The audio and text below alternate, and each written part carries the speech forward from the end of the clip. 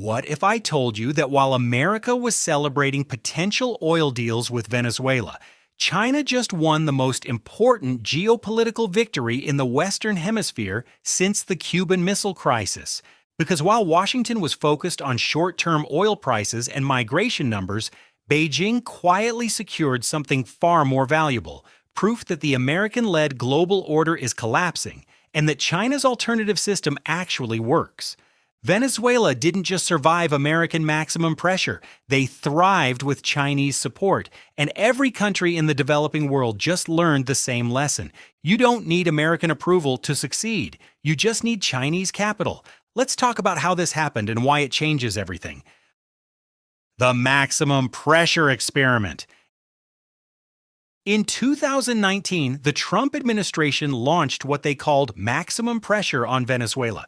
The goal was simple: economically strangle the Maduro regime until it collapsed. They sanctioned Venezuelan oil exports. They froze billions in Venezuelan assets held in American banks. They prohibited American companies from doing business with Venezuela. They pressured allies to join the sanctions. They recognized Juan Guaido, not Maduro, as Venezuela's legitimate president. The economic warfare was devastating. Venezuela's GDP collapsed by over 75%, one of the worst economic contractions in modern history outside of wartime.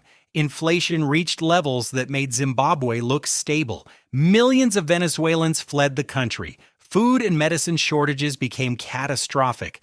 American policymakers assumed this would force regime change within months, maybe a year at most. No government could survive that level of economic destruction.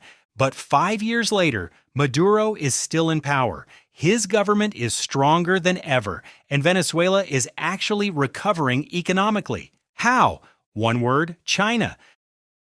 What China did while America sanctioned.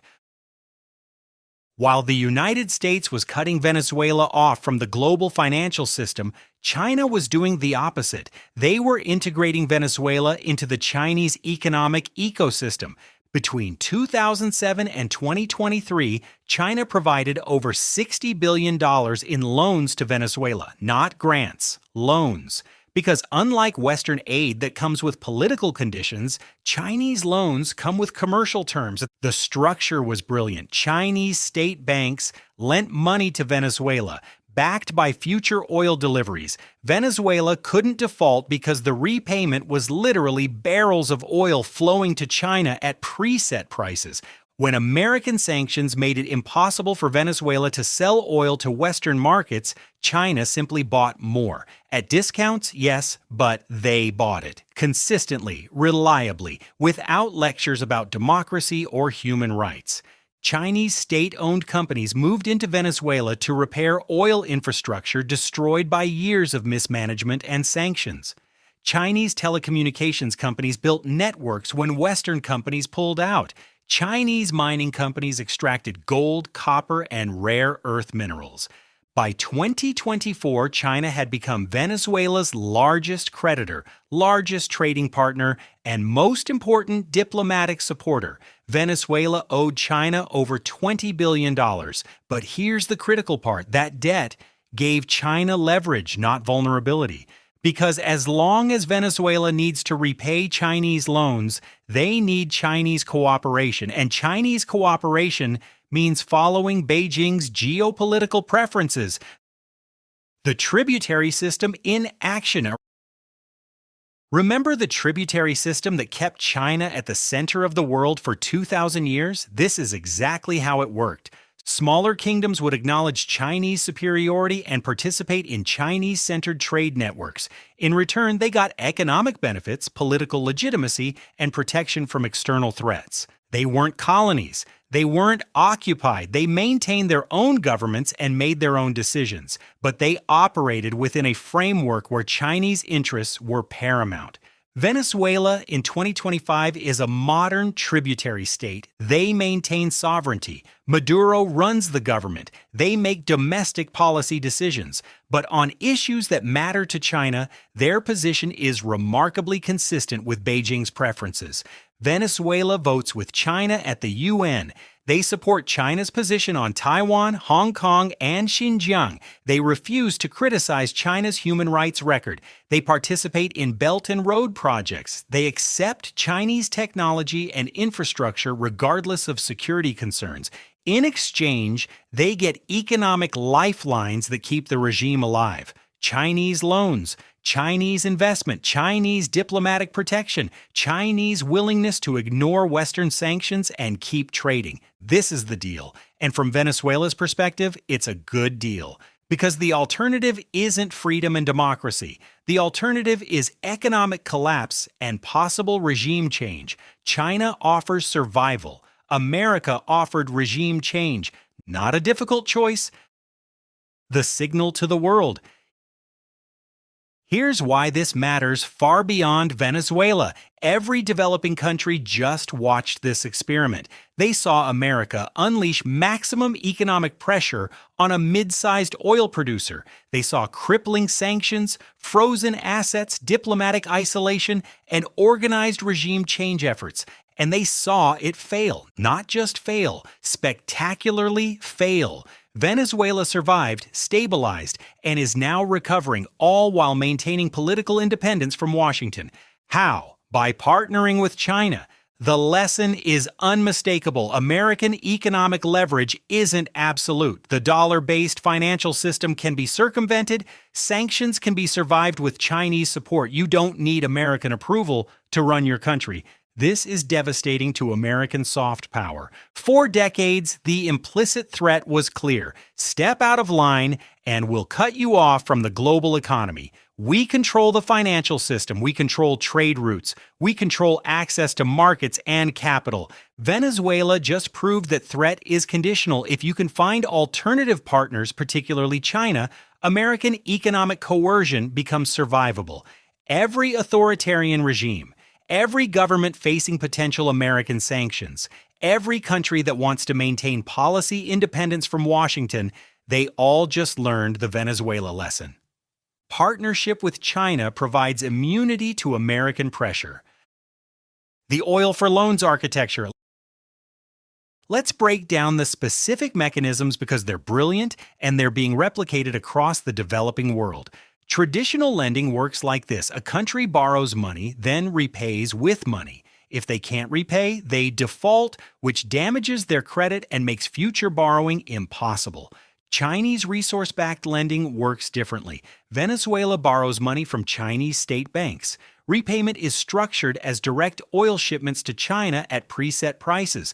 The oil flow is managed by Chinese companies operating Venezuelan oil fields. This means Venezuela can't actually default in the traditional sense. They're not sending money that might not arrive. They're sending physical barrels of oil that China receives before credit is even extended. From China's perspective, this is incredibly secure. They're essentially prepaying for oil they need anyway, calling it a loan, and getting geopolitical influence as a bonus. From Venezuela's perspective, it's financing they can't get anywhere else. Western banks won't lend to sanctioned governments. The IMF demands structural reforms Maduro won't accept. China just wants oil. But here's the genius. This structure makes Venezuela dependent on Chinese markets for decades. They've pre-sold years of oil production. They can't pivot away from China without defaulting on massive debts. They're locked in. And China is doing this everywhere. Ecuador, Angola, Nigeria, Kazakhstan, Turkmenistan. Dozens of countries have resource-backed loans with China. This creates a network of countries that are economically bound to Chinese interests, regardless of their political systems or cultural preferences. Economic gravity pulls them toward Beijing. The cryptocurrency loophole. Here's something most people missed. Venezuela pioneered cryptocurrency as a sanctions evasion tool with Chinese technical support. In 2018, Venezuela launched the Petro, supposedly the world's first state-backed cryptocurrency tied to oil reserves. It was widely mocked as a scam, and it probably was, but it revealed something important. Cryptocurrency allows transactions that bypass traditional banking systems, and those traditional banking systems are where American sanctions have power. Chinese companies helped Venezuela develop cryptocurrency infrastructure.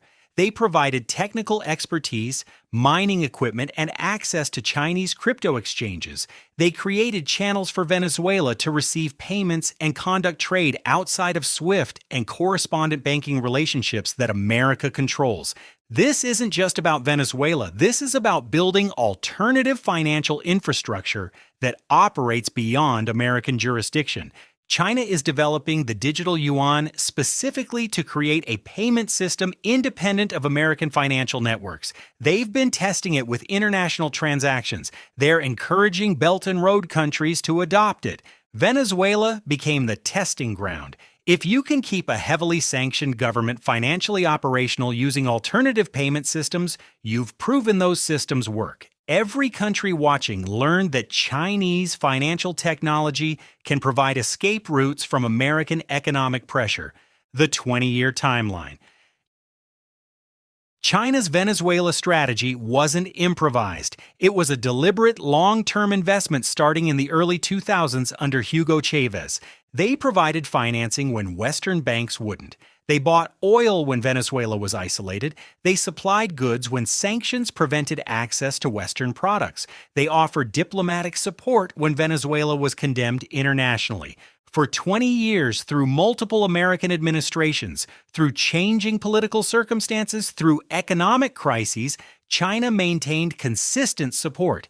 And now they're reaping the rewards. Venezuela is a loyal partner. Other Latin American countries are taking notes. The model is proven. The infrastructure is built. The dependencies are established. This is strategic patience. This is long-term thinking. This is how civilizations that measure time in millennia operate. America thinks in 4-year election cycles. China thinks in decades. Venezuela proves which time frame wins. The bottom line. Venezuela just became China's biggest win against America because it proved that China's alternative model for global order actually works. You can survive maximum American pressure with Chinese support. You can circumvent dollar-based financial systems with Chinese alternatives. You can maintain political independence from Washington with Chinese diplomatic backing. You can develop economically with Chinese capital and technology. The American-led global order isn't inevitable, it's optional, and the Chinese alternative is viable. This changes everything about how developing countries calculate their interests. They have leverage now, they have options, they can play great powers against each other, and they learned this lesson by watching Venezuela survive, stabilize, and thrive despite American efforts to destroy their economy and overthrow their government.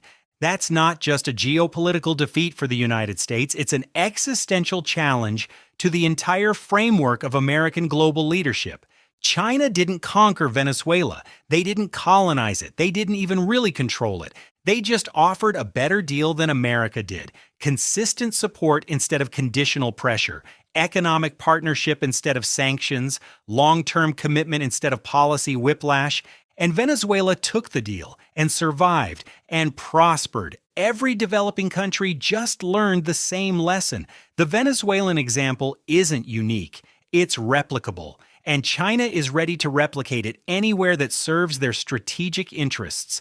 That's why Venezuela is China's biggest win. Not because of Venezuela itself, but because of what Venezuela's success means for the global balance of power. The American century is ending, not with a war, not with a dramatic collapse, but with developing countries quietly choosing Chinese partnership over American alignment and realizing they can survive, even thrive, with that choice. Venezuela proved it, and the world is watching. Click on the video on your screen now to keep watching. Thanks for watching, like, share, and see you in the next one.